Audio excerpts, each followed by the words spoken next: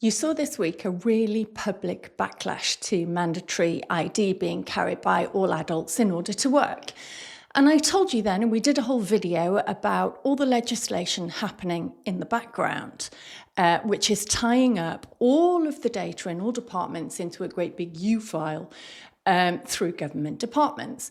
And I said to you, ID would happen regardless through access to services, but it's going to happen another way.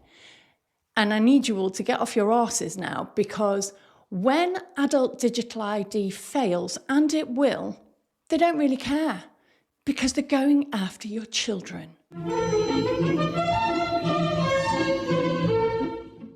Right, I need to tell you a story because it'll make sense. Many years ago, probably about 20 years ago, I was at an event and had a conversation with a guy who was a VP for Sony. Probably wasn't all that important because lots of people have the titles of VP. But anyway, I spoke to him about video cassette recorders and DVDs and CDs because I was concerned that streaming was coming along and people had spent thousands and thousands of pounds on all of this equipment. And they were customers. And I said, don't you care about your customers? Because I've spent all this money and now it's redundant. And he looked at me and he said, no, not really. I'm not really interested in your generation because you'll die off. He said, we're really interested in your children and then their children because they won't know any different. And that's exactly where this story starts. Because in the Lords at the moment is the Children's Wellbeing Schools Bill. You're literally going to need a stiff drink for this. Because they can't push it onto adults, and they know they can't, it was probably a distraction last week anyway, so that everyone stopped talking about their funding. But because they can't push it onto adults, refuseniks like us won't play the game, they'll build it into the next generation. And by the time those children grow up, they won't know life without it. See, the government has pledged to introduce a register of children not in school. And you can see why this is important. At the COVID inquiry, we've just heard that there are over 500 children missing in this country, literally just missing from hotel accommodation. What? Home education, of course, should be reasonably checked up on. And for those children at risk who are already in specialised child protection circumstances, parents would need local authority consent to take them out of school. I can absolutely see why that's important. Of course, we should do that. But here's the problem. Buried in this bill, it says, improve data sharing across services with a single unique identifier.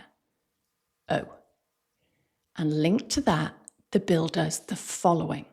It creates a consistent identifier, an ID number if you will, used across all schools, home education, child welfare, safeguarding, to follow a child through these systems with no clear end date, meaning it may be with them for life, not just through school, dictating their reputations, decisions, and the establishment's opinions of them.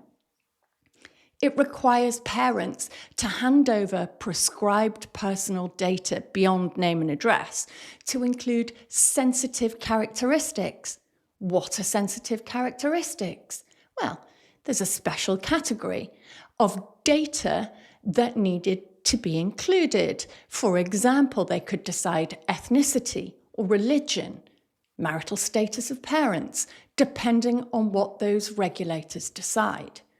It imposes duties on education providers, so schools, tutors, childminders, to supply family and child information to local authorities, and it punishes them for non-compliance. It hands wide regulation-making powers to ministers. So the scope of this unique ID can expand later through statutory instruments rather than a full parliamentary debate and a vote. They could simply add whatever they like Ofcom. And the data doesn't stay local. It's designed to flow. Local authorities into central government. With a simple statutory instrument, of course, this could be widened to cross-border sharing, even international sharing, So it, follows them when they go on holiday. I don't know. And the reason I don't know is because there's nothing finite about this bill. It's not about welfare. It's about infrastructure and control.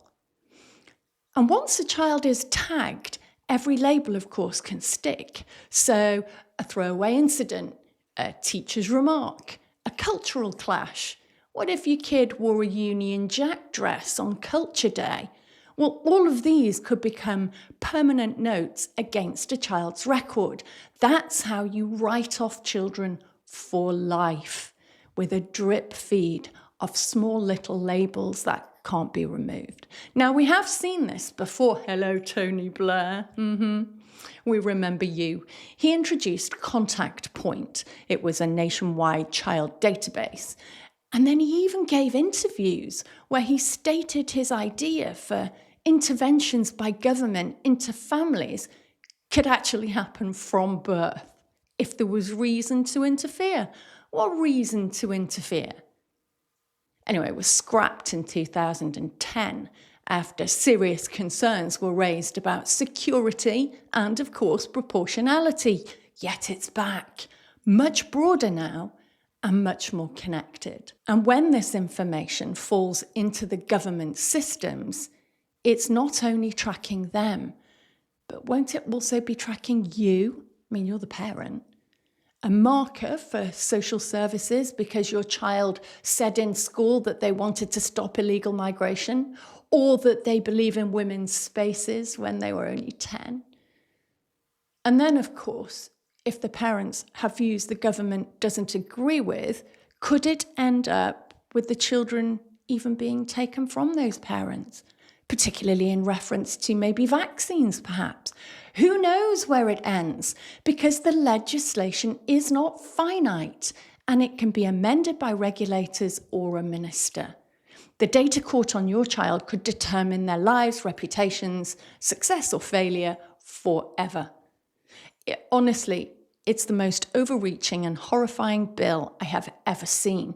And you've got time to oppose this. It's not a throwaway document either. It's more than 140 pages long, and it gives ministers sweeping new powers. Now, there are privacy groups like Defend Digital Me, the home education networks, and even the Lord's own scrutiny committee have pushed back, saying that the bill is a blank cheque for data collection with too little parliamentary oversight.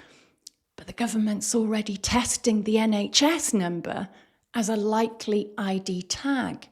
It's even in the government documents. Despite concerns from the Information Commissioner's Office, who said it risked becoming digital ID through the back door. But unless there are major amendments, the infrastructure to register, track, label every child in Britain is about to be built. And this is the hill to die on. Don't be fobbed off with it's only for vulnerable children, because systems built for the few soon define the life of the many. Ask your MP, where do they stand? Demand hard limits in the bill if there has to be one at all. So sunset clauses to end it at age 16 and delete all content, restrict its purpose, have criminal bans on onward use, parliamentary control of any new data sharing or collecting or usage, a right for parents and young people to view who's accessed their records and why, or do you know what? Better still, just drop it entirely. Because the question becomes, who owns your children? The family or the state? And if you don't set the limit now, the answer will be decided for you. That's today's horror story. They seem to come daily now. There's so much legislation being pumped through that people either don't know about or don't care about. It's truly horrifying. This age of AI and this age of being able to do it just because you can means we must be even more vigilant. Let me know what you think in the comments. Like, subscribe. There is a petition. It will be linked to my X account. Go and have a look. And let's sort this out. Till next time.